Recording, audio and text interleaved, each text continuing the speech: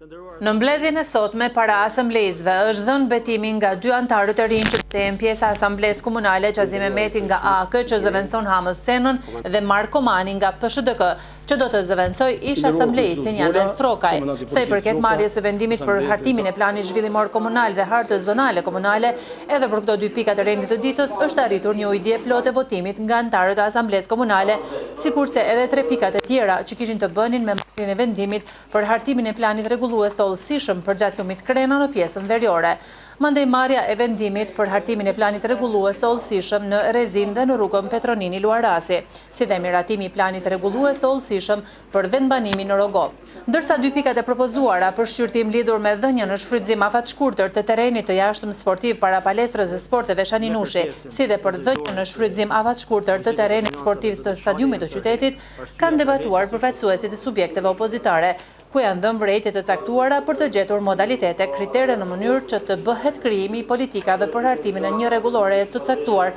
për këtë çështje. Edhe përkundër vërejtjeve të diskutuara me miratimin e antarëve të asamblezë komunale, dhe këto 2 pika janë aprovuar dhe në parim është marrë vendim që pas hartimit të rregullores të shpallet ankan publik për dhënien në shfrytëzim të objektit në fjalë. Fillimisht në punimet e kuvendarëve është prezantuar informata për gjendjen e sigurisë dhe plani punës për vitin 2016 nga komandanti i stacionit policor në Gjakov, Plis Gjokaj.